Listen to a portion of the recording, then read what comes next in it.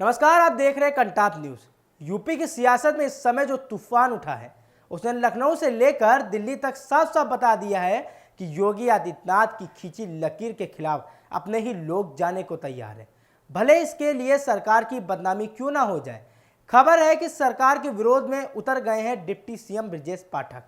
CM योगी ने सदन में दिया था शंकराचार्य पर बयान और उसी बयान के बाद अब ब्रजेश पाठक ने मोर्चा खोल दिया है। डिप्टी सीएम ब्रजेश पाठक ने बटुक पंडितों का किया सम्मान। अपने सरकारी आवास पर 101 बटुक पंडितों को बुलाया, आवास पर सभी का फूल माला पहनाकर स्वागत किया। बटुक पंडितों को तिलक लगाकर लिया उनका आशीर्वाद। या कोई सामान्य मतभेद नहीं, बल्कि मुख्यमंत्री योगी आदित्यनाथ और डिप्टी सीएम ब्रजेश पाठक के बीच आर पार की जंग बन चुका है। सदन के भीतर योगी आदित्यनाथ ने जब शंकराचार्य को लेकर टिप्पणी की तो शायद उन्हें अंदाजा नहीं था कि उनके ही सरकार का नंबर 2 का खिलाड़ी इसे उनके खिलाफ सबसे बड़ा हथियार बना लेगा। ब्रजेश पाठक ने जिस तरह से पलटवार किया उसने साफ कर दिया कि अब यह दबी जुबान में नहीं बल्कि सीधे माथे पर वार करने के लिए तैयार है। मुख्यमंत्री के बयान के जवाब में पाठक ने अपने आवास पर 101 बटुक पंडितों का जो मजमा लगाया वह सीधा योगी की सत्ता को दी गई चुनौती है। यह केवल आशीर्वाद लेने का कार्यक्रम नहीं था, बल्कि योगी आदित्यनाथ को यह बताने की कोशिश थी कि अगर आप हिंदू रक्षक हैं तो ब्राह्मणों के असली खैनवार हम हैं।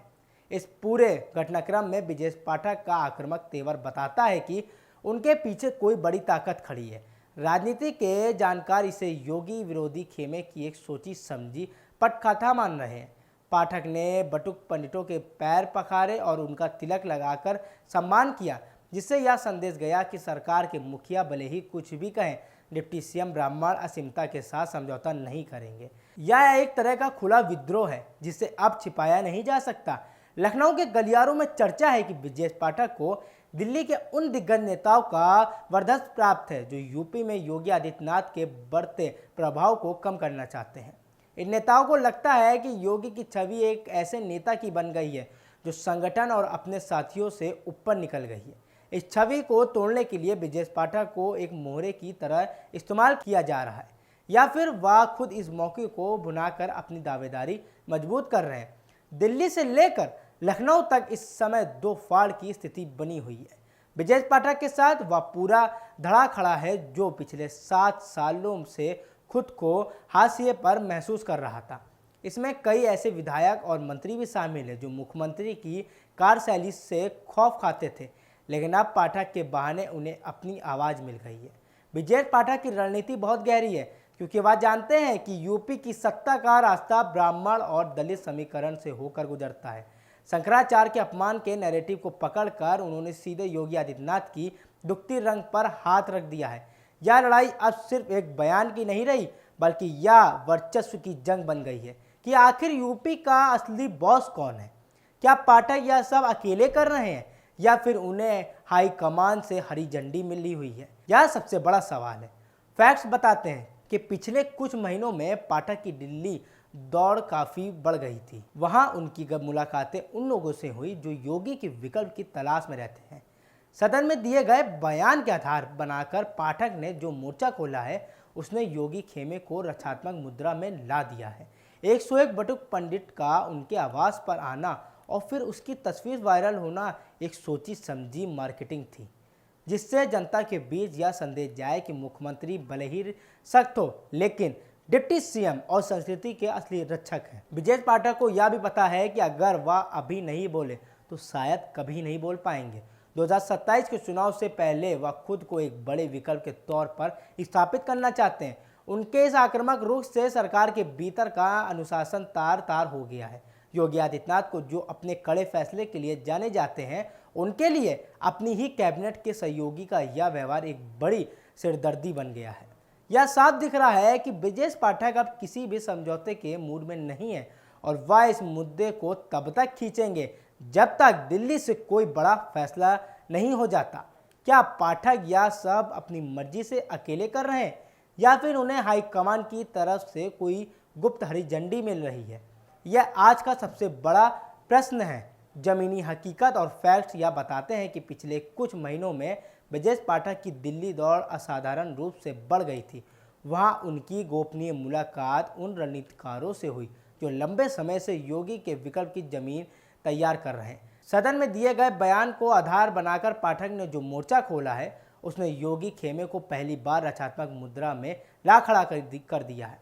101 बटुक पंडितों का उनके आवास पर जुटना और फिर उन तस्वीर का बिजली की तेजी से वायरल होना एक बहुत ही प्रोफेशनल मार्केटिंग का हिस्सा था, जिससे जनता और खासकर ब्राह्मण समाज के बीच यह संदेश जाए कि मुख्यमंत्री भले ही अपने अनुशासन में सख्त हो, लेकिन डिप्टी सीएम ही उनके धर्म और संस्कृति के वास्तविक रक्षक हैं।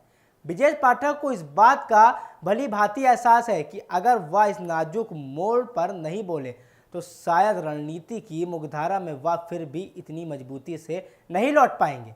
2027 के विधानसभा चुनाव से पहले वह खुद को एक अनिवार्य और बड़े विकल्प के तौर पर स्थापित करने की जुगत में है। उनके इस सीधे और आक्रामक रुख ने सरकार के भीतर के तथाकथित अनुशासन को तार तार कर दिया है। योगी आदित्यनाथ को जो अपने कठोर और त्वरित फैसलों के लिए पूरी दुनिया में जाने जाते हैं, उनके लिए अपनी ही कैबिनेट के एक वरिष्ठ सहयोगी का यह बागी व्यवहार अब एक बड़ी सिरदर्दी और प्रतिष्ठा का सवाल बन गया है।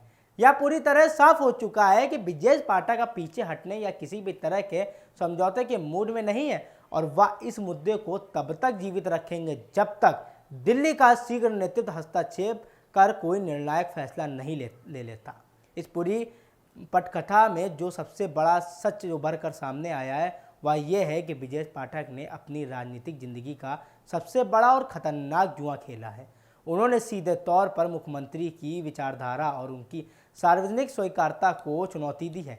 यह एक ऐसा भीषण टकराव है जिसका अंत या तो किसी बड़े राजनीतिक समझौते से होगा या फिर सत्ता के शीघ्र पर बैठे किसी एक कद्दावर चेहरे की विदाई से।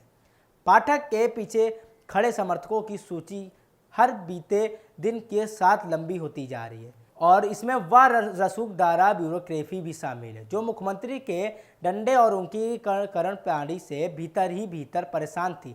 अब पूरी दुनिया की नज़र इस बात पर टिकी है कि बुलडोजर छवि वाले योगी आदित्यनाथ इस घरेलू बगावत को कैसे शांत करते हैं या फिर ब्रजेश पाठक इस मोर्चे को फतेह कर यूपी की सियासत के नए भाग्य विधाता बनकर उभरते हैं। उत्तर प्रदेश में मुख्यमंत्री और हाईकमान या उनके सहयोगियों के बीच टकराव का इतिहास काफ़ी पुराना है।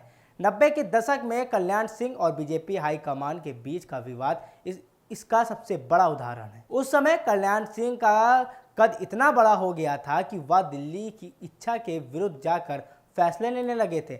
नतीजा ये हुआ कि पार्टी में आंतरिक विद्रोह बढ़ा और उन्हें मुख्यमंत्री की कुर्सी छोड़नी पड़ी और उन्होंने अपनी अलग पार्टी तक बना ली थी। इसी तरह राजनाथ सिंह और गुप्तचर संस्थानों या मंत्रियों के बीच के तनाव ने भी कई बार सरकार की स्थिरता पर सवाल उठाए थे। इतिहास गवाह है कि जब भी किसी मुख्यमंत्री ने दिल्ली को चुनौती दी है तो या तो मुख्यमंत्री बदला है या फिर पार्टी को भारी चुनावों का नुकसान झेलना पड़ा है। योगी पाठक की या खींचतान संगठन की जड़ों को कमजोर कर रही हैं।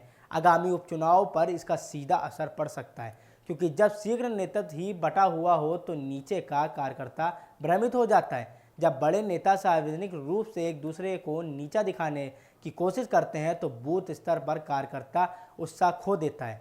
ब्रजेश पाठक जिस तरह से ब्राह्मण कार्ड खेल रहे हैं उससे पार्टी के भीतर एक जातीय ध्रुवीकरण का खतरा पैदा हो गया है। यदि यह विवाद नहीं थमा तो विपक्षी दल इसका फायदा उठाकर बीजेपी के कोर वोट बैंक में सेंध लगा सकते हैं। तो ऐसी हमारी तमाम अपडेट के लिए आप बने रहिएगा कंटाब न्यूज़ के साथ। नमस्कार।